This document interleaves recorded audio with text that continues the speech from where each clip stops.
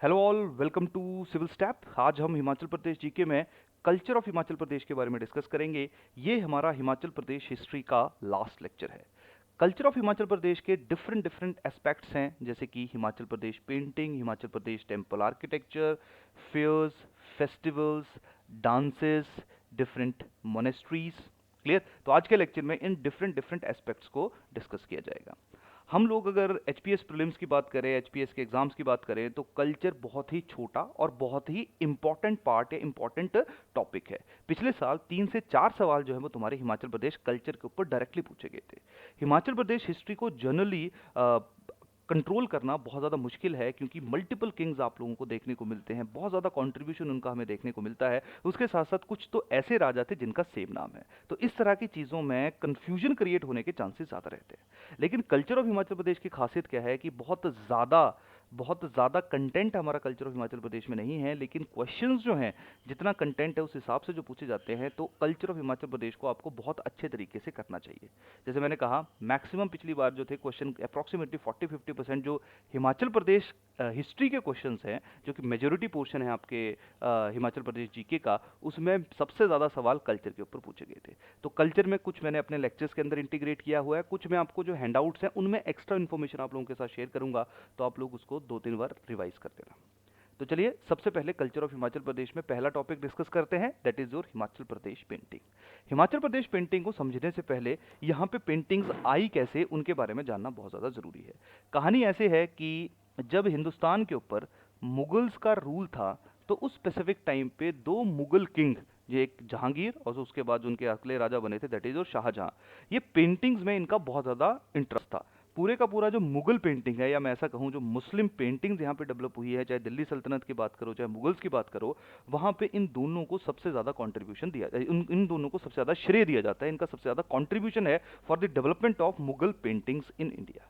पर कहानी क्या है, जब शाहजहां के बाद औरंगजेब राजा बनता है, तो औरंगजेब जो है वो थोड़ा डिफरेंट पर्सनैलिटी थी, थोड़ा ऑर्थोडॉक्स मुस्लिम था। तो उसने पेंटिंग्स या किसी भी तरह की आर्ट फॉर्म जहाँ पे पैसे की वेस्टेज हो, जहाँ पे ह्यूमन फॉर्म में या इंसान की मूर्तियां बनाई जाए या इंसान की जो इमेजेस हैं उनको शो किया जाए, उसको वो डिस्करेज करता था, कि क्योंकि उसके अकॉर्डिंगली ये सब इस्लाम के अगेंस्ट है। तो अब जो मुगल्स के टाइम पे शाहजहां ने इतनी ज़्यादा पेंटिंग्स डेवलप की थी, इतने ज़्यादा पेंटर्स वहाँ पे मौजूद थे, अब वो जाएंगे कहाँ? तो औरंगजेब के टाइम पे वो सारे के सारे पेंटर्स यहाँ वहाँ डिस्ट्रीब्यूट हो गए। जैसे कुछ पेंटर्स तुम्हारे राजस्थान वाले एरियाज में चले गए, तो वहाँ पे राजपूताना पेंटिंग्स डेवलप होनी शुरू हुई। उसी तरह से कुछ पेंटर्स तुम्हारे पहाड़ी वाले इलाकों में आ गए, तो वहाँ पे तुम्हारी पहाड़ी पेंटिंग्स डेवलप होनी शुरू हुई। उन पहाड़ियों में कुछ लोग हिमाचल प्रदेश चले गए, कुछ लोग जम्मू एंड कश्मीर चले गए। तो इस तरह से जो है वो हमारे यहाँ पे पेंटिंग्स की डेवलपमेंट होनी शुरू हुई, अदर देन दोज एरिया जहाँ पे मुगल्स का डायरेक्ट कंट्रोल था। क्लियर? अब देखो यार, पहाड़ियों में भी सबसे पहले जो पेंटिंग्स आई वो आई तुम्हारी बशौली वाले एरिया में। बशौली जो है वो तुम्हारा कठुआ एरिया है जम्मू एंड कश्मीर के अंदर, उस एरिया का एक पार्ट है बशौली। तो बशौली हिमाचल का पार्ट नो डाउट नहीं है, पर बशौली जो है वो हम लोग देखेंगे, जैसे हिमाचल में मल्टीपल जगहों के ऊपर जो हमें पेंटिंग्स डेवलप होती देखने को मिलेगी, तो उनके ऊपर बशौली की इन्फ्लुएंस बहुत ज़्यादा होगी। यही कारण है बशौली को हम लोग आज डिस्कस करेंगे। और बशौली की एक खासियत है, सबसे पुरानी ओल्डेस्ट जो पहाड़ी पेंटिंग फॉर्म है वो बशौली पेंटिंग ही है, वो बशौली वाले एरिया में ही डेवलप हुई है। तो आज के लेक्चर में हिमाचल प्रदेश पेंटिंग को मेन तवज्जो दी जाएगी, और उसमें भी जो सबसे ज़्यादा हमारा मेन टारगेट एरिया रहेगा वो रहेगा कांगड़ा, क्योंकि कांगड़ा ही वो एरिया है जहाँ से हिमाचल प्रदेश में पहाड़ी पेंटिंग या कांगड़ा स्कूल ऑफ पेंटिंग, जिसको हम अलग तरीके से डिस्कस करते हैं, उसकी डेवलपमेंट हुई। तो चलिए शुरू करते हैं आज का टॉपिक। अब देखिए, सबसे पहली बात यहाँ पे आती है कि पता कैसे लगा कि हिमाचल प्रदेश में जो है वो इतनी वेल डेवलप्ड पेंटिंग्स थी।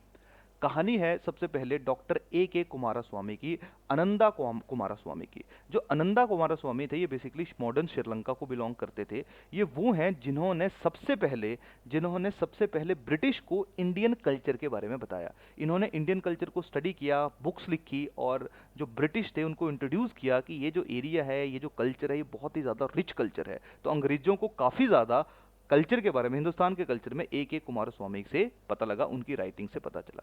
तो ए कुमारस्वामी वो हैं जिन्होंने कांगड़ा स्कूल ऑफ पेंटिंग को भी, जब इंडियन कल्चर को वो समझ रहे थे, तभी उन्होंने कांगड़ा स्कूल ऑफ पेंटिंग्स को भी जो है वो एक अलग स्कूल ऑफ पेंटिंग, एक डिफरेंट आर्ट फॉर्म में के रूप में, एक different art form of painting के रूप में हम लोगों को या ब्रिटिश को इंट्रोड्यूस किया। तो यहाँ से कांगड़ा स्कूल ऑफ पेंटिंग जो है वो थोड़ी सी हमें अलग तरह से देखनी शुरू हुई, क्योंकि थीम डिफरेंट थी, कलर डिफरेंट था। थोड़ी देर में डिस्कस करते हैं कि क्या मतलब था थीम्स का और कलर्स का।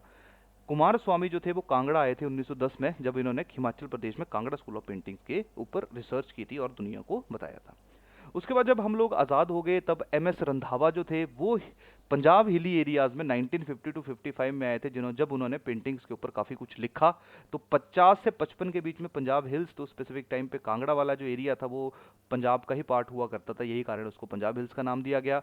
उसके बाद जो है वो 1952 में W.C. आर्चर के द्वारा एक किताब लिखी जाती है कांगड़ा पेंटिंग। यहाँ से हमें बहुत ज़्यादा पता चलता है कि कौन सा कलर यूज़ होता था, कौन सा थीम यूज़ होता था, जो इस स्पेसिफिक टाइम पे हम कांगड़ा पेंटिंग्स को देखते हुए समझने की कोशिश करते हैं। तो अगर इंपॉर्टेंट स्कूल ऑफ पेंटिंग्स की बात की जाए तो उसमें कांगड़ा है, चंबा है, कुल्लू है, अर्की है, मंडी है, बिलासपुर है, नूरपुर है, बशौली को भी रख सकते हैं, लेकिन बशौली क्योंकि जम्मू एंड कश्मीर का पार्ट है तो शायद डायरेक्टली हिमाचल प्रदेश के अंदर इसको रखना जरूरी नहीं होगा। पर हाँ ये है क्योंकि बशौली की इन्फ्लुएंस आपको अर्की के ऊपर देखने को मिलेगी, आपको चंबा के ऊपर देखने को मिलेगी, तो शायद हिमाचल के लिए बशौली स्कूल ऑफ जो पेंटिंग है वो बहुत ज़्यादा इंपॉर्टेंट और बहुत ज़्यादा रेलिवेंट है।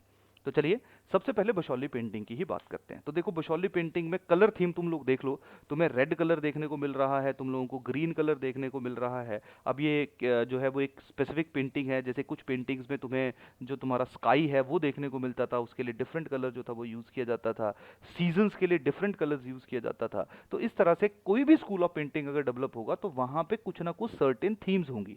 जैसे एक चीज़ मैं आप लोगों के साथ डिस्कस कर लेता हूँ, जब मुगल्स यहाँ पे पेंटिंग कर रहे थे तो मुगल जो थे वो किसी भी देवी या देवता की इमेज नहीं बनाया करते थे, उसकी पेंटिंग नहीं बनाया करते थे। रीज़न सिंपल सा था, क्योंकि मुगल या इस्लाम जो है उसमें किसी भी गॉड की मूर्ति बनाना जो है वो धर्म के खिलाफ माना जाता है। तो यही कारण है मुगल जो पेंटिंग बनाया करते थे वो बनाया करते थे किसी इंसान की बना दी, नेचर की बना दी, क्लियर, झरने की बना दी, इस तरह की मतलब पानी की बना दी, इस तरह की पेंटिंग्स बनाया करते थे। या किसी रानी की बना दी, हाथों में आभूषण डाले हुए हैं, वो पेंटिंग बना दी, लेकिन गॉड की पेंटिंग नहीं बनाया करते थे। अब कहानी सिंपल सी ये है कि जब तुम्हारे जो पेंटर्स हैं वो मुगलों से जाके राजस्थान में चले जाएंगे, राजपुतानास के पास चले जाएंगे, या पहाड़ी इलाकों में आ जाएंगे जहाँ के राजा हिंदुइज्म के फॉलोअर्स थे, तो ऑब्वियस सी बात है अब थीम चेंज हो जाएगी। जो थीम जहाँ पे नेचुरल चीज़ों के ऊपर ज़्यादा तवज्जो दी जा रही थी, नेचर के ऊपर, नेचुरल नहीं नेचर के ऊपर ज़्यादा इंपॉर्टेंस दी जा रही थी, अब धीरे धीरे वहाँ पे माइथोलॉजीज आनी शुरू हो जाएंगी। जैसे जब पेंटिंग तुम्हारी राजस्थान में भी डेवलप होंगी तो वहाँ पे जो कृष्ण की लीला है, महाभारत की कहानियाँ हैं, रामायण की कहानियाँ हैं, उनके ऊपर पेंटिंग्स बननी शुरू हो जाएंगी जो कि फोकलोर्स थे। जैसे फॉर एग्जांपल अगर ऐसा माना जाता है कि कृष्णा और राधा के बीच में प्रेम संबंध था तो वो कैसा था, तो उसको जो डिपिक्ट किया जाएगा in the form of painting वो तुम्हें पहाड़ी पेंटिंग्स में या जो राजपूताना पेंटिंग्स थी या जो हिंदू पेंटिंग्स थी उनके अंदर देखने को मिला। तो यही कारण था जो बशौली पेंटिंग आई उनमें जो थीम थी वो थी वैष्णविज्म। और आप एक चीज़ देखना, मैक्सिमम पेंटिंग्स जो डेवलप हुई हैं वो वैष्णविज्म, वैष्णविज्म का मतलब है ऐसे लोग जो विष्णु या विष्णु के अवतारों में विश्वास करते हैं। और विष्णु के अवतारों में सबसे इंपॉर्टेंट अवतार तुम्हारे हैं कृष्णा, क्योंकि कृष्णा और राधा की लव स्टोरी पे इतनी चीज़ें लिखी गई थी, इससे पहले इतनी कहानियां लिखी गई थी, चाहे वो गीत गोविंद के बारे में है, चाहे मीराबाई की बारी है, चाहे बिहारी का सतासाई है, तो उनसे बहुत ज़्यादा इन्फॉर्मेशन, बहुत ज़्यादा लिटरेचर डेवलप हुआ था। उस लिटरेचर को पेंटिंग की फॉर्म में जो है वो आपका डिपिक्ट किया जाता था। तो आप लोग देखना मोर और हर जगह तुम्हें अदर देन मुगल्स या जो हिंदुओं में या हिंदू राजाओं ने जो पेंटिंग्स डेवलप की उसमें जो कृष्ण है उसका बहुत ज़्यादा रोल, या जो कृष्ण है उनकी थीम्स का बहुत ज़्यादा रोल जो है वो आप लोगों को देखने को मिलेगा। क्लियर, मतलब विष्णु का कई जगहों पे, जैसे तुम चंबा वगैरह की बात करोगे तो वहाँ पे तुम्हें परशुराम का देखने को मिलेगा, कल्कि का देखने को मिलेगा, जो अगेन विष्णु के ही अवतार माने जाते हैं। तो यहाँ पे सवाल देखो कैसे आते हैं। थीम के ऊपर बहुत कम सवाल आया है, बहुत ज़्यादा सवाल तो नहीं आए, लेकिन हाँ पूछा जा सकता है। सबसे ज़्यादा सवाल आता है कि ये स्कूल जो है इसको किसने डेवलप किया। तो जैसे बशौली स्कूल जो है it was developed by Raja Kirpal 1678 to 1694, और ये वही टाइम पीरियड है जब दिल्ली के ऊपर मुगल रूलर औरंगजेब राज कर रहा था, ये वही वाला टाइम पीरियड है औरंगजेब का। क्लियर। तो और जो बशौली है इसको हम सबसे पहला हिल स्कूल ऑफ पेंटिंग कंसिडर करते हैं। इसमें जो कलर थीम यूज़ की गई वो रेड कलर है लव के लिए, येलो है स्प्रिंग के लिए, ब्लू कलर है रेन एंड क्लाउड्स के लिए। तो इस तरह से मल्टीपल कलर्स जो थे वो हम लोगों को यहाँ पे देखने को मिले। जैसे अजंता है, एलोरा है, कई जगहों पे कुछ कलर्स यूज होते हैं, कई जगह कुछ नहीं होते। यहाँ पे मोरलेस हर एक कलर जो है उसको यूज किया गया है। नेक्स्ट देखो जो शायद सबसे इंपॉर्टेंट स्कूल है हिमाचल का, इंडिजीनियस स्कूल है, that is your Kangra school. Kangra school की अगर हम बात करें तो कांगड़ा स्कूल में दो एरियाज को, दो जो राजा या दो जो किंगडम थे कांगड़ा डिस्ट्रिक्ट के अंदर, उनको सबसे ज़्यादा क्रेडिट दिया जाता है। सबसे पहले कांगड़ा को, जो कांगड़ा था, और दूसरा तुम्हारा कांगड़ा के साथ जो एक रियासत हुआ करती थी, दैट वाज योर गुलेर। तो ऐसा मानते हैं जब पेंटर्स जो थे वो औरंगजेब को छोड़ के जा रहे थे तो यहाँ पे गुलेर के राजा हुआ करते थे जिनका नाम था राजा दिलीप सिंह। तो सबसे पहले राजा दिलीप सिंह ने उन पेंटर्स को शरण दी और यहाँ पे पेंटिंग की शुरुआत की। तो हिमाचल में कांगड़ा स्कूल ऑफ पेंटिंग में सबसे पहले पेंटिंग की शुरुआत करने का जो क्रेडिट दिया जाता है वो दिया जाता है राजा दिलीप सिंह को। लेकिन जब राजा दिलीप सिंह ने उन पेंटिंग्स की शुरुआत की तो उस स्पेसिफिक टाइम पे हम लोग एक चीज देखते हैं कि राजा दिलीप सिंह ने कोई बहुत ज्यादा थीम्स में चेंज नहीं किया। मतलब जो मुगल्स के टाइम पे जिस तरह की पेंटिंग्स हो रही थी या मुगल्स जो पेंटिंग करवा रहे थे, चाहे वो नेचर को रिप्रेजेंट कर रहे हैं, चाहे वो बहुत ज़्यादा सोना चांदी अपनी पेंटिंग्स के आसपास लगा रहे हैं, पेंटिंग्स के अंदर दिखा रहे हैं, तो इन्होंने भी वही किया। तो दिलीप सिंह ने यहाँ पे पेंटर्स को शरण तो दे दी, लेकिन कोई इंडिविजुअल या कोई यूनिक स्कूल जो है या डिफरेंट पेंटिंग जो है वो उनको डेवलप नहीं किया। बिल्कुल मुगलों की ही पेंटिंग को उनका रेप्लिका यहाँ पे बनाना शुरू कर दिया।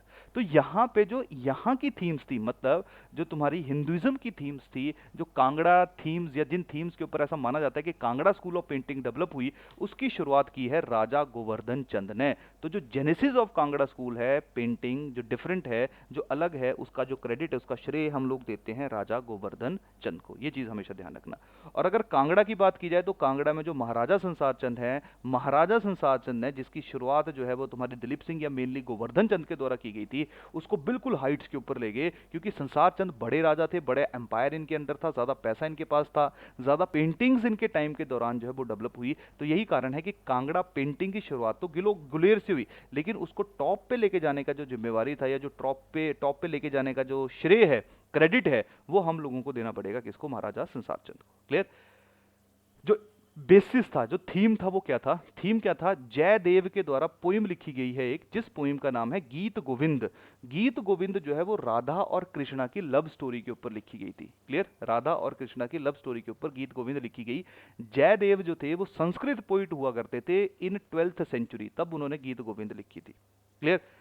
उसके बाद एक इनकी जो पोइम है गीत गोविंद, उसके ऊपर पेंटिंग्स बनी। उसके बाद बिहारी जो कि 17th सेंचुरी के राइटर थे, ये बिहारी जो थे ये तुम्हारे शाहजहां के कंटेम्पररी थे, शाहजहां के कोर्ट में काम किया करते थे, इन्होंने सतासाई लिखी है। तो सतासाई को जो है वो पेंटिंग की फॉर्म में रिप्रेजेंट किया गया। इसके अलावा ये नल एंड दमयंती, ये महाभारत की तुम्हारी कहानी है, लव स्टोरी है, इसको पेंटिंग के रूप में डिपिक्ट किया गया। या केशव दास के द्वारा रसिक प्रिया या कवि प्रिया लिखी गई, उनको जो है वो पेंटिंग के रूप में डिपिक्ट किया गया। तो मोर और लेस कांगड़ा पेंटिंग में वैसे जो गीत गोविंद है, इसकी जो पेंटिंग है, इनको बहुत ज़्यादा जो है वो एक तरह से बहुत इंपॉर्टेंट माना जाता है। और ये जो आपको इमेज देखने को मिल रही है, ये गीत गोविंद की ही है। क्लियर? जो थीम है, अलग अलग थीम होती है किसी भी पेंटिंग की, किसी भी डांस की, ठीक है, जिसमें लव है, जिसमें हेट है, जिसमें गुस्सा है। तो ये जो तुम्हारा कांगड़ा स्कूल ऑफ पेंटिंग है, इसमें श्रृंगार है। श्रृंगार तुम्हारा लव या इरोटिक सेंटिमेंट को रिप्रेजेंट करता है। तो कांगड़ा स्कूल ऑफ पेंटिंग में प्यार भाव के ऊपर, स्पेशली राधा और कृष्णा का जो लव स्टोरी है, उसको ज़्यादा रिप्रेजेंट किया गया, उसको ज़्यादा डिपिक्ट किया गया। सिंपल सी बात, क्वेश्चन कैसे आएगा? ये मेंस में ज़्यादा काम आएगा आप लोगों को, ठीक है? मेंस में ये इन्फॉर्मेशन जो है वो बहुत ज़्यादा, क्योंकि ज़्यादा लिखना पड़ेगा डिफरेंट स्कूल्स के बारे में, हो सकता है 40 वर्ड्स के बारे में, हो सकता है बड़ा आंसर हो, 20 नंबर का हो, 8 का हो, 4 का हो, तो आपको वहाँ पे जो है वो ज़्यादा इन्फॉर्मेशन चाहिए होती है। प्री के लिए तो बस ये है कि कौन सा राजा है। तो स्कूल ऑफ पेंटिंग शायद प्री में उतना ज़्यादा रेलिवेंट नहीं जितना मेंस के लिए है, क्योंकि मेंस में कंटेंट भी हमें बहुत ज़्यादा चाहिए। इसके बाद साथ में ज़्यादा डिटेल में जाने से पहले एक अंधेटा आर्ट गैलरी के बारे में डिस्कस कर लेते हैं। अंधेटा एक गांव है तुम्हारा, आई होप काफ़ी लोगों को पता होगा, कांगड़ा डिस्ट्रिक्ट के अंदर है। क्लियर? यहाँ पे जो है सबसे पहले यहाँ पे एक आर्ट गैलरी डेवलप की गई। आर्ट गैलरी का मतलब यहाँ पे है कि मल्टीपल स्टेप्स है। सबसे पहले यहाँ पे एक मड हाउस बनाया गया।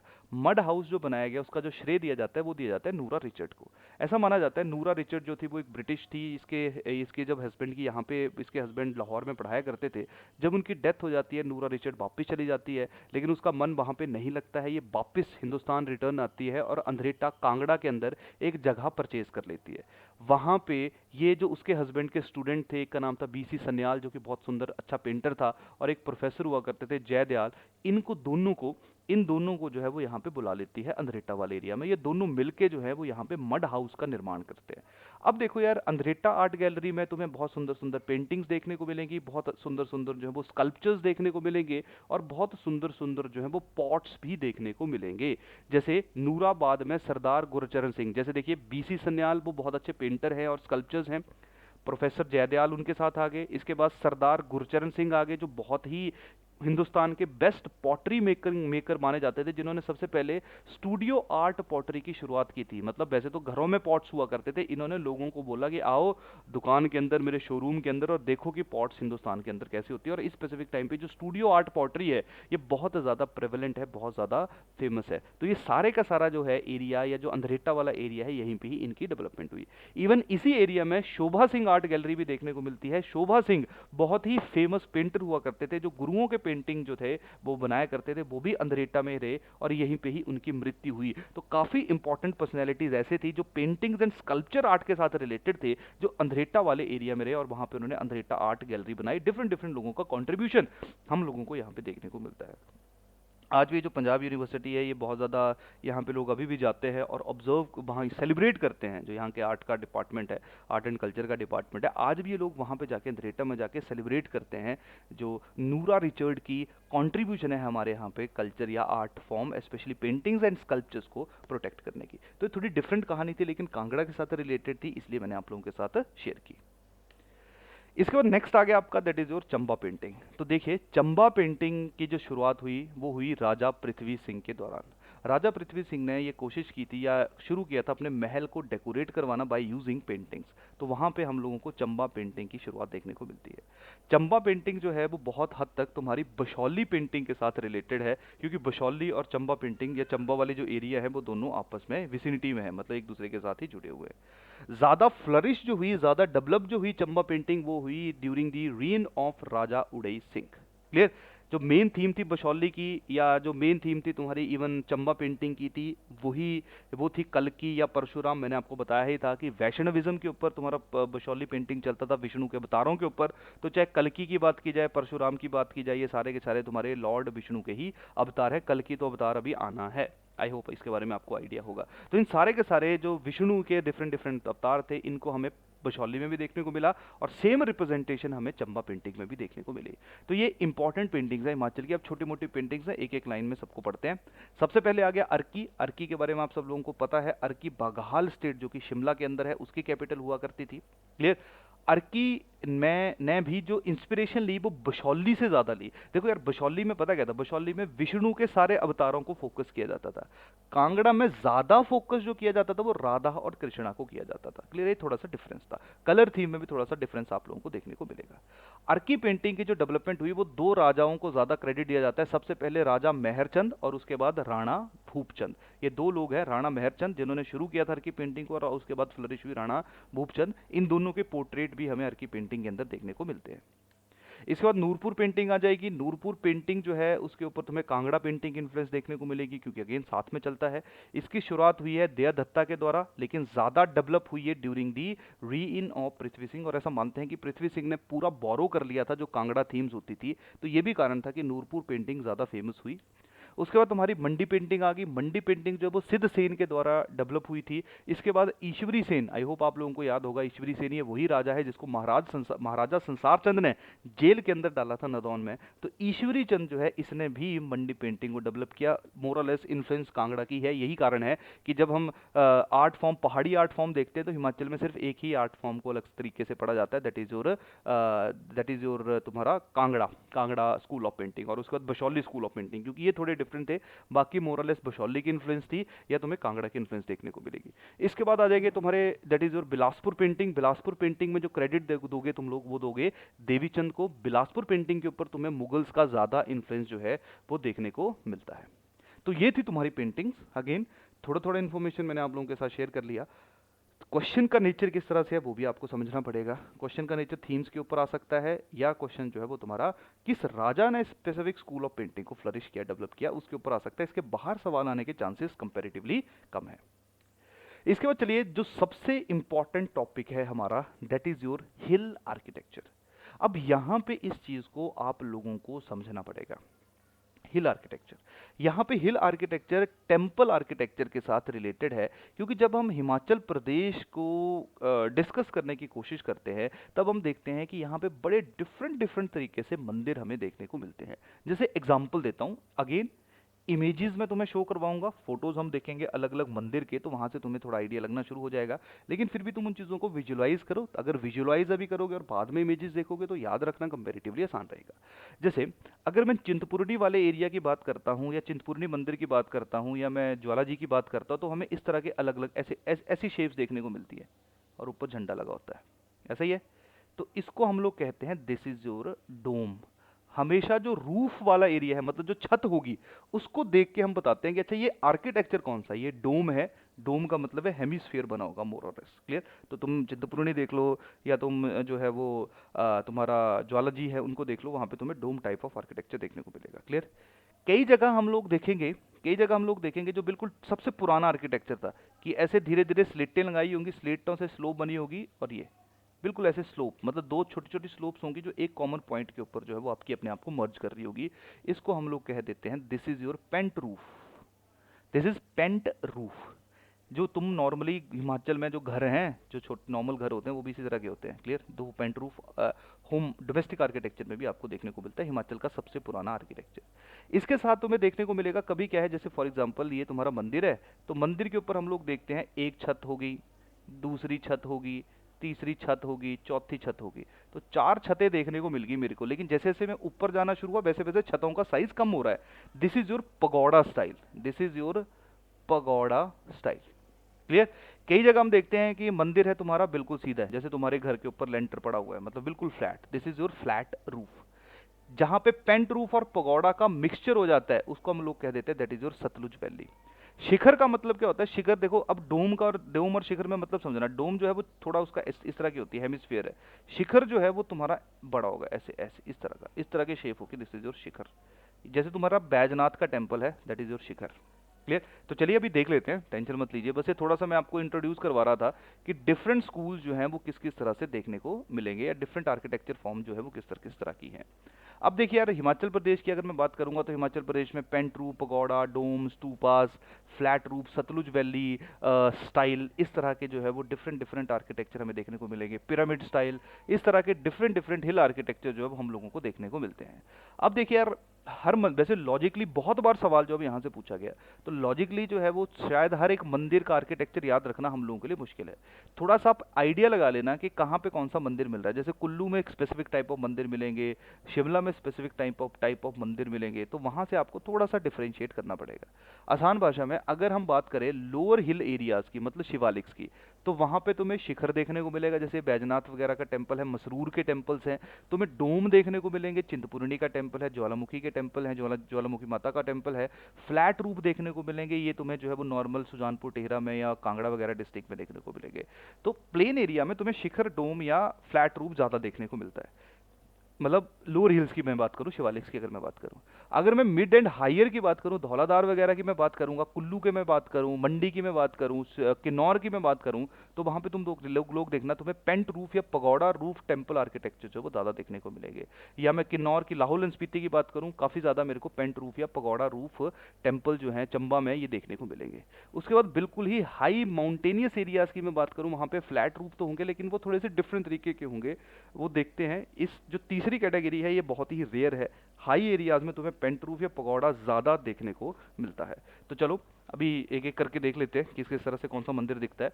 सबसे पहले आ गया पेंट रूफ्ड टेम्पल। देखो ये तुम्हारे सामने जो मंदिर है ये लक्षणा देवी है। लक्षणा देवी टेम्पल जो है वो बेसिकली गॉडेस दुर्गा का है, भरमौर चंबा में। अब देखो दिख रहा है तुम्हें, दिस इज पेंट रूफ। तो मैंने आपको बताया था पेंट रूफ ऐसे होता है, दिस इज पेंट रूफ।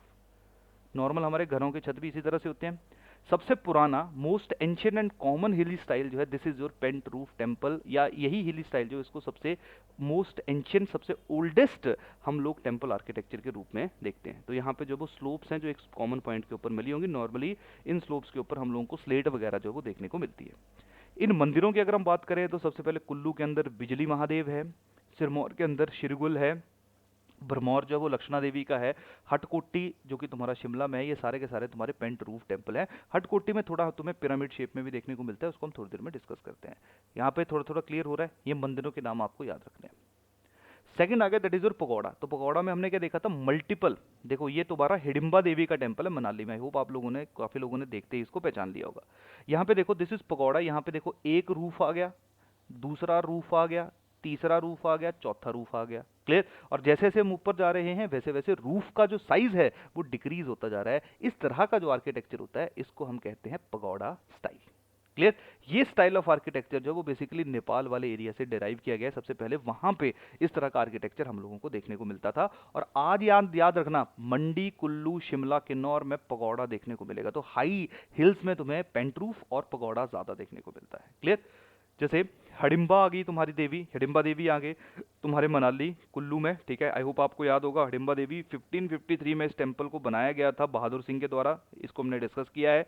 इसके बाद तुम्हारे त्रिपुरा सुंदरी आ जाएंगे, temple of Tripura Sundari eight Naggar Kullu में है ये बाय विशुद्धपाल के द्वारा इस टेम्पल को बनाया गया था। उसके बाद आ जाएगा तुम्हारा त्रियुग नारायण जो कि दयार बजूरा अगेन कुल्लू में है। उसके बाद आ जाएगा टेडी सिंह के द्वारा बनाया गया टेम्पल आदि ब्रह्मा खोखण जो कि कुल्लू में है। इसके बाद तुम्हारा आ जाएगा प्रशारंद छतरी मंडी में। उसके बाद तुम्हारा आ जाएगा शुंगारा महाश्वर, जो शुंगारा एक आपका एरिया है कहाँ पे, किन्नौर में। तो ये स्पेसिफिक टेम्पल जो है these are your pagoda style temples. याद रखना एग्जाम में पूछे जाने के चांसेस बहुत ज़्यादा हैं, बहुत इंपॉर्टेंट है और आपको थोड़ा सा यहाँ पे ज़्यादा एनर्जी लगानी पड़ेगी। एग्जाम में मोर और लेस तुम्हें हर साल टेम्पल आर्किटेक्चर के ऊपर क्वेश्चन देखने को मिलते हैं। इसके बाद नेक्स्ट आ जाएगा that is your Sutlej valley style. अब देखो सतलुज वैली स्टाइल क्या है, it is the blend of pent roof and pagoda style. तो जैसे मैंने आपको बताया था ना यहाँ पे कि पेंट रूफ जो है उसमें तुम्हें, पेंट रूफ में तुम्हें देखिए ये पेंट रूफ है यहाँ पे ये देखिए ये this is your pent roof. Pent roof में तुम्हें ऐसे छत देखने को मिल रही है।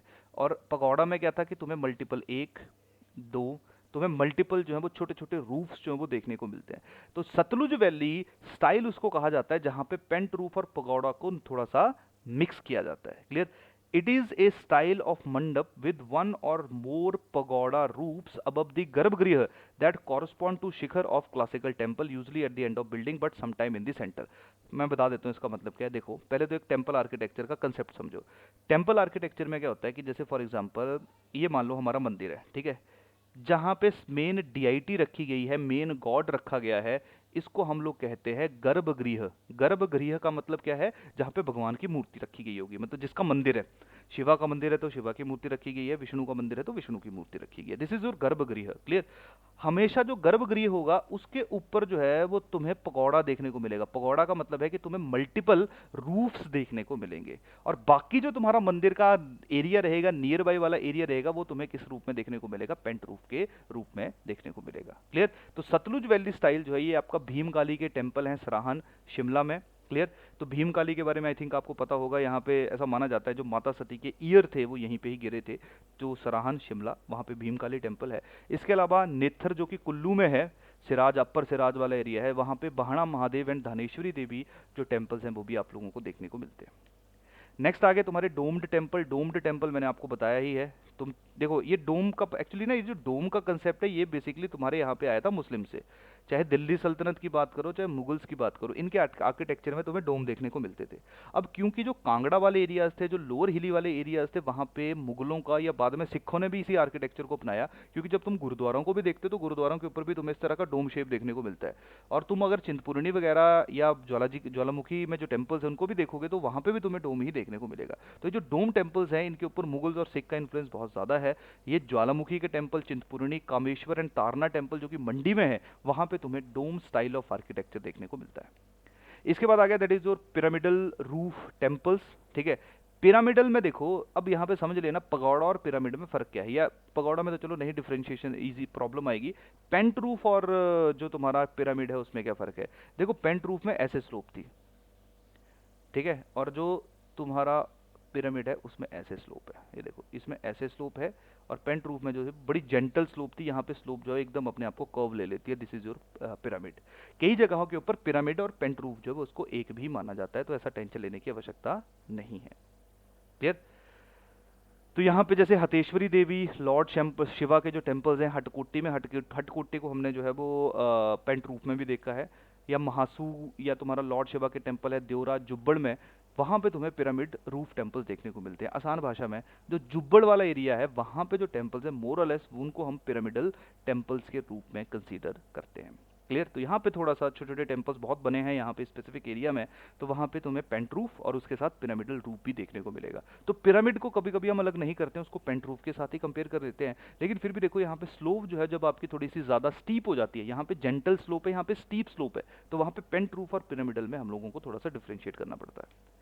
नेक्स्ट आ गया आपका that is your flat roofed temple. Flat roof temple की अगर हम बात करें तो देखो ऊपर से बिल्कुल प्लेन रहेगा, ये तो आसान है, जैसे नॉर्मल आपके घरों की छत है। तो ये आपको बिल्कुल ज़्यादा जो है वो लोअर एरियाज में देखने को मिलते हैं, जैसे नरवादेश्वर है सुजानपुर टीरा हमीरपुर में, राम गोपाल है दमताल कांगड़ा में, ब्रिजराज स्वामी है जो है तुम्हारा नूरपुर है वहाँ पे। क्लियर? और ये जो है वो मेनली तुम्हारे मड से बने होते हैं, ठीक है, मतलब जो तुम्हारी मिट्टी है उससे बनाए जाते हैं।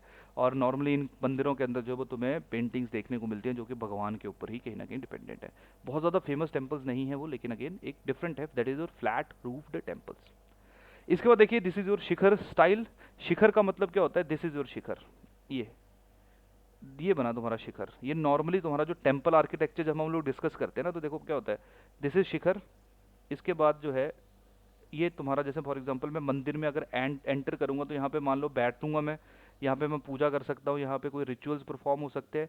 फिर जो शिखर बना होगा यहाँ पे तुम्हारा जो गॉड है, जो मेन गॉड है, मेन डीआईटी है, उसकी मूर्ति रखी जाती है। क्लियर? तो ये तुम्हारा जो शिखर स्टाइल है बहुत ज़्यादा तुम्हारा नगारा स्टाइल ऑफ आर्किटेक्चर, जो नॉर्मल हम पढ़ते हैं नगारा विसारा द्रविड़ा, नगारा जो नॉर्थ इंडिया का एक आर्किटेक्चर है उससे बहुत ज़्यादा इन्फ्लुएंस्ड है। तो ये टेम्पल जो है वो तुम्हें बहुत ज़्यादा देखने को मिलते हैं। क्लियर? तो अब देखो मंडप, ये इस एरिया को मंडप बोलते हैं जहाँ से तुम एंटर करते हो, जहाँ पे रिचुअल्स वगैरह परफॉर्म किए जाते हैं, और जहाँ मेन डीएटी रखी गई है उसके ऊपर जो है वो तुम्हारा शिखर बना होता है हमेशा। ठीक है? वैसे शिखर तो यहाँ भी बना होगा, जो सबसे बड़ा शिखर होगा उसके नीचे हमें देख के पता चल जाता है कि यहीं पे ही मेन गॉड या गॉडेसेस उसकी जो मूर्ति है उसको रखी गई होगी। क्लियर? तो कोनिकल फॉर्मेशन इसकी है, इसमें मंडप है, मंडप समझ आ गया किसको कहते हैं, गर्भगृह है जहाँ पे मूर्ति रखी गई है, शिखर है जो ये टावर है, this is your Shikhar, this is Shikhar style architecture.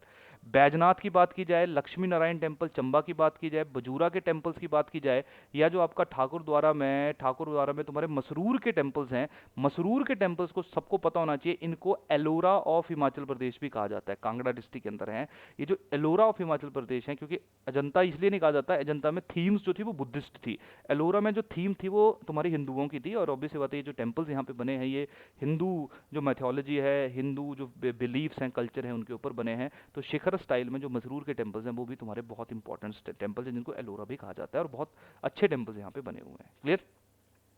तो ये थी तुम्हारी सारी की सारी कहानी इंपॉर्टेंट टेम्पल आर्किटेक्चर्स के बारे में। आई होप आपको यहाँ पे काफ़ी हद तक चीज़ों के बारे में समझ आया होगा, ज़्यादा प्रॉब्लम आप लोगों को नहीं आई होगी। अब नेक्स्ट टॉपिक बहुत ज़्यादा इंपॉर्टेंट प्रीलिम्स के लिए, मेंस में भी इंपॉर्टेंट है लेकिन प्री के लिए ज़्यादा रिलेवेंट है। यहाँ पे हैं important monasteries. Monasteries I think बताने की आवश्यकता नहीं है, जो हमने अभी देखा वो हिंदुज़म के साथ रिलेटेड था, सेकंड जो है वो तुम्हारा बुद्धिज़्म के साथ रिलेटेड है। क्वेश्चन किस तरह से आ सकता है?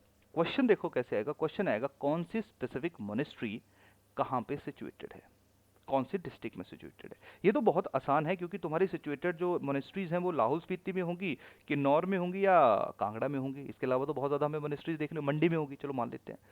प्रॉब्लम क्या आती है कि मैक्सिमम मोनेस्ट्रीज तुम्हारी लाहौल एंड स्पीति में सिचुएटेड है, और जो पेपर में सवाल पूछते हैं ये पूछते हैं कि आप बताओ लाहौल में है या स्पीति में है, वो मेमोराइज रखना थोड़ा सा मुश्किल हो जाता है। तो हम लोग लोकेशन वाइज अब यहाँ पे अप्रोच करेंगे, बाकी जो थोड़ी बहुत डिटेल इन्फॉर्मेशन है वो आपके हैंडआउट्स में है। सबसे पहले तुम्हारी मोनेस्ट्री आ गई, दैट इज योर तबो मोनेस्ट्री। तबो मोनेस्ट्री की अगर हम बात करें तो जो तबो मोनेस्ट्री है ये तुम्हारी आ जाएगी स्पीति में, स्पीति। उसके बाद आ गई कई मोनेस्ट्री, कई जो है ये भी तुम्हारी कहाँ पे है, स्पीति में। उसके बाद आ गई नमग्याल, जो कि तुम्हारे जो तुम्हारे लामा हैं या तुम्हारे दलाई लामा है उनके साथ एसोसिएटेड है, ये तुम्हारी आ जाएगी मकलोडगंज में, कांगड़ा में।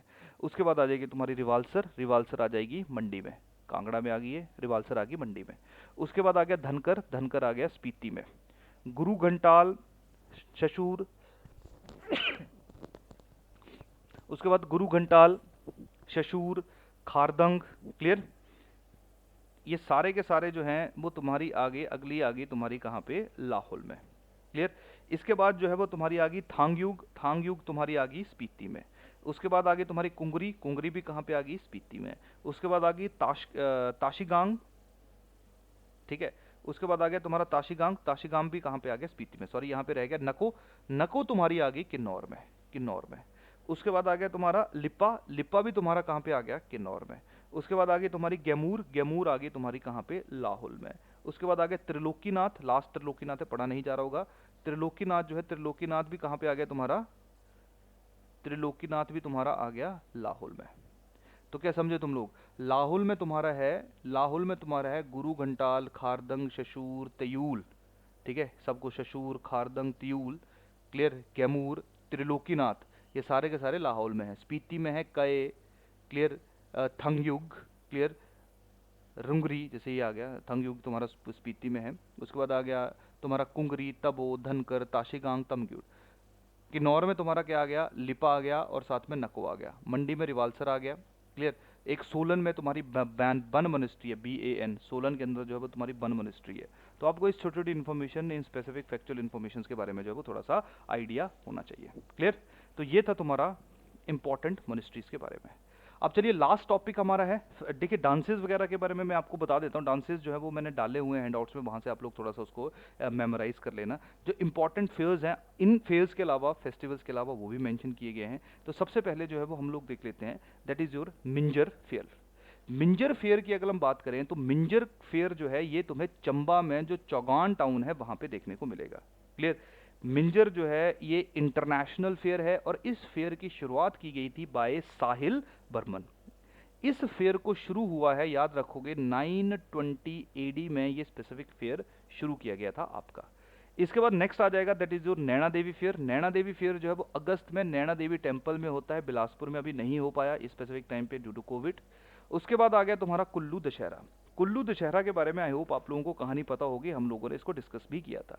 कुल्लू दशहरा जो है इसको भी इंटरनेशनल फेयर कहा जाता है, क्लियर। इसकी जो शुरुआत है ये आपका विजयदशमी वाले दिन होती है और 7 दिन तक ये दशहरा रहता है। इस दशहरे की शुरुआत हुई थी बाय राजा जगत सिंह। राजा जगत सिंह को याद होगा, ये वही हैं जिनको एक श्राप मिला था, जिनमें वो कोई भी चीज़ खाते थे तो उनको कीड़ों का स्वाद या कीड़ों की तरह लगते थे, जिसके कारण जो है वो बाद में उनको रघुनाथ जी की मूर्ति अयोध्या से लेके आनी पड़ी थी। तो जब वो मूर्ति आई उसी खुशी में 1651, 1651 में कुल्लू का दशहरा जो है उसको शुरू किया गया, क्लियर, डन। उसके बाद नेक्स्ट आ गया आपका लवी फेयर। लवी फेयर के बारे में भी हम लोगों ने देखा है। लवी फेयर जो है वो बेसिकली 1681 में शुरू किया गया था रामपुर बुशहर में। उस स्पेसिफिक टाइम पे जो केहरी सिंह थे वो राजा हुआ करते थे, क्लियर। ये तिब्बत और जो तुम्हारा रामपुर बुशहर था, जब तिब्बत की हेल्प की थी by Rampur Bushahr, Raja of Rampur Bushahr against Ladakhian, तो इनके बीच में ट्रेड रिलेशन जो थे वो कायम हुए थे। उन्हीं ट्रेड रिलेशंस को, उन्हीं कॉमर्शियल रिलेशंस को सेलिब्रेट करने के लिए जो लवी है, लवी जो शब्द है वो लुई से आया। लुई पता है, लुई तुम्हें पता ही है, लुई हो जाता है जैसे जो तुम्हारा वुलन क्लोथ है, this is Louis, clear. I hope देसी भाषा में पता होगा तुम लोगों को इस चीज़ के बारे में। तो लवी फेयर जो है वो रामपुर बुशहर में शुरू हुआ। उसके बाद जो है वो रेणुका फेयर की शुरुआत होती है। रेणुका फेयर जो है वो तुम्हारा नवंबर महीने में 6 दिन के लिए जो है वो मनाया जाता है, क्लियर। और 10 दिन दिवाली का फेस्टिवल जिस दिन होता है उसके 10 दिन के बाद जो है रेणुका फेयर की शुरुआत होती है। ये जो रेणुका फेयर है ये भी तुम्हारा इंटरनेशनल फेयर है, क्लियर। ये सिरमौर डिस्ट्रिक्ट के अंदर ऑब्जर्व किया जाता है और ये जो है डेडिकेट किया गया है टू माता रेणुका जी एंड उनके सन जो लॉर्ड परशुराम थे। उसके बाद आ गया तुम्हारा शिवरात्रि फेयर। शिवरात्रि फेयर जो है ये तुम्हारा मंडी डिस्ट्रिक्ट में ऑब्जर्व किया जाता है जिस दिन तुम्हारी शिवरात्रि होती है। इस दिन की शुरुआत की गई थी राजा अजबर सेन के द्वारा 1527 में। अब देखो हर फेयर का ईयर नहीं लिखवा रहा हूँ, जो इंपॉर्टेंट है उन्हीं के लिखवा रहा हूँ। शिवरात्रि जो है वो अजबर सेन, AJBER, अजबर सेन के द्वारा 1527 है उसमें उनके द्वारा जो है वो उसका शुरू किया गया। और उसके बाद जो है वो राजा सूरज सेन के द्वारा जो है वो माधोराव का टेम्पल जो है वो यहाँ पे बनाया गया मंडी डिस्ट्रिक्ट के अंदर, क्लियर। उसके बाद आ गया तुम्हारा होली फेयर। होली फेयर जो है वो तुम्हारा हमीरपुर सुजानपुर डिस्ट्रिक्ट में जो है वो हर साल ऑब्जर्व किया जाता है। ये भी काफ़ी आपका हिमाचल प्रदेश का जो है वो इम्पॉर्टेंट फेयर है। उसके बाद जो है वो नेक्स्ट आ गया तुम्हारा नलवाड़ी फेयर। नलवाड़ी फेयर जो है वो तुम्हारा कहाँ पे ऑब्जर्व किया जाता है? नलवाड़ी फेयर तुम्हारा ऑब्जर्व किया जाता है बिलासपुर में, क्लियर। ये स्टेट लेवल में बहुत ज़्यादा फेमस है। ये मंथ ऑफ मार्च में नॉर्मली इसको सेलिब्रेट किया जाता है कैटल फेयर के रूप में, क्लियर। इसकी जो शुरुआत की थी, इसका जो आइडिया कंसीव किया गया था, ये किया गया था W गोल्डस्टीन के द्वारा इन 1889। तो ये स्पेसिफिक ईयर्स जो है वो आप लोगों को याद होने चाहिए, क्लियर, डन। इसके बाद जो है वो नेक्स्ट आ गया, दैट इज योर सुई फेयर। सुई फेयर अगेन इसकी स्टोरी भी हम लोगों ने डिस्कस की थी। सुई फेयर जो है ये आपका बैसाखी वाले दिन 11 से 13 अप्रैल के बीच में छेद को चंबा में ऑब्जर्व किया जाता था।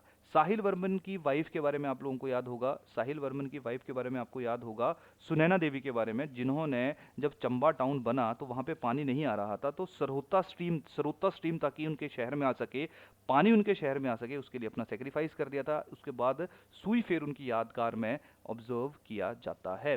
क्लियर, और यहाँ पे मेल की एंट्री नहीं है, ओनली फॉर द वुमेन, बच्चे भी जा सकते हैं, लेकिन this fair is exclusively for the women. उसके बाद आ गया तुम्हारा गसोता फेयर। गसोता फेयर की अगर हम बात करें तो गसोता फेयर जो है वो आपका हमीरपुर गसोता का जगह है, एक स्पेसिफिक आपकी हमीरपुर में ही, गलोड़ वाले एरिया के पास। तो वहाँ पे जो है वो इस फेयर को ऑब्जर्व किया जाता है मई मंथ के महीने में। उसके बाद तुम्हारा नलवाड़ी आ गया। नलवाड़ी जैसे हमने देखा था, नलवाड़ी जो है वो तुम्हारा बिलासपुर के अंदर भी ऑब्जर्व किया जाता है, लेकिन उसके साथ साथ नलवाड़ी जो है वो मंडी डिस्ट्रिक्ट में भी ऑब्जर्व किया जाता है। मंडी डिस्ट्रिक्ट का जो नलवार वाला एरिया है, मकर संक्रांति वाले दिन वहाँ पे ऑब्जर्व किया जाता है, और छेत वाले दिन सुंदरनगर में भी उसको ऑब्जर्व किया जाता है। तो भांगरोथू जो एरिया है मंडी में, वहाँ पे जो संक्रांति वाला दिन होता है मार्च में, वहाँ उस दिन जो है वो नलवारी फेयर को ऑब्जर्व किया जाता है। उसके बाद आ गया डुंगरी फेयर, कुल्लू डिस्ट्रिक्ट में ऑब्जर्व किया जाता है। क्लियर, ये हिडिंबा माता के लिए। उसके बाद आ गया तुम्हारा सराहाई जो नग्गर, अगेन कुल्लू में ऑब्जर्व किया जाता है। इसके बाद बंजर मेला आ गया, भीड़ मेला आ गया कुल्लू में, मरकंडा फेयर आ गया बिलासपुर में। क्लियर, गुग्गा फेयर आ गया बिलासपुर हमीरपुर में। गुग्गा जो है वो तुम्हें पता है स्नेक गॉड, जो स्नेक्स हैं उनके गॉड कंसीडर किए जाते हैं। उसके बाद सारी फेयर आ गया जो सोलन डिस्ट्रिक्ट में होता है। Clear, done. ये बुल फाइटिंग के लिए बहुत ज़्यादा फेमस है। उसके बाद तुम्हारा पत्थर का खेल आ गया, ये आ गया तुम्हारा विलेज हलौग शिमला डिस्ट्रिक्ट के अंदर। त्रिलोकीपुर आ गया, ये आ गया तुम्हारा त्रिलोकपुर, एक जगह है नाहू टाउन के पास सिरमौर में। तो ये इंपॉर्टेंट फेयर जो हैं वो हम लोगों को देखने को मिलते हैं हिमाचल प्रदेश में। क्लियर, तो यहाँ पे हमारे जो कल्चर के डिफरेंट डिफरेंट एस्पेक्ट्स थे उनके बारे में हम लोगों ने थोड़ा सा डिस्कस कर लिया। इसके अलावा एक छोटी सी इन्फॉर्मेशन, आप सब लोगों ने जियोग्राफिकल इंडिकेशन के बारे में सुना होगा। आप सब लोगों ने जियोग्राफिकल इंडिकेशंस के बारे में सुना होगा, जीआई टैग्स के बारे में, आई होप। तो हिमाचल प्रदेश में जो जियोग्राफिकल इंडिकेशन है जो ये बताते हैं कि ये स्पेसिफिक जो चीज़ है वो इसी एरिया को बिलोंग करती है, उसकी स्पेशलिटी है। तो हिमाचल में जो जीआई टैग्स दिया गया है वो मिला है तुम्हारा कुल्लू को, या जो कुल्लू की शॉल है उसको, उसके बाद जो कांगड़ा टी है उसको, चंबा के रुमाल को, और किन्नौरी शॉल को। इन चार चीज़ों को जीआई का स्टेटस दिया गया है। क्लियर, अभी धीरे धीरे और एरिया और चीज़ों को भी जीआई का स्टेटस दिया जा रहा है। कुल्लू शॉल, कांगड़ा टी, चंबा रुमाल एंड किन्नौरी शॉल। क्लियर, तो इन छोटी छोटी चीज़ों के बारे में आप लोगों को आइडिया होना चाहिए, पता होना चाहिए। तो चलिए इसी के साथ जो हमारे इंपॉर्टेंट एस्पेक्ट्स थे अबाउट हिमाचल प्रदेश कल्चर, उनको हम लोगों ने डिस्कस कर लिया। कुछ एक्स्ट्रा इन्फॉर्मेशन आपके हैंडआउट्स के अंदर मौजूद रहेगी, आप वहाँ से उसको रिवाइज कर सकते हो। नेक्स्ट लेक्चर में हम लोग हिमाचल प्रदेश ज्योग्राफी के साथ मिलेंगे। उसके बाद इकोनॉमी के हमारे 2-3 लेक्चर होंगे। इकोनॉमी के lecture solely on budget and economic survey रहेंगे, क्योंकि वहीं से ही सवाल पूछे जाते हैं। तो चलिए फिर मिलेंगे नेक्स्ट लेक्चर में, तब तक के लिए थैंक यू, धन्यवाद।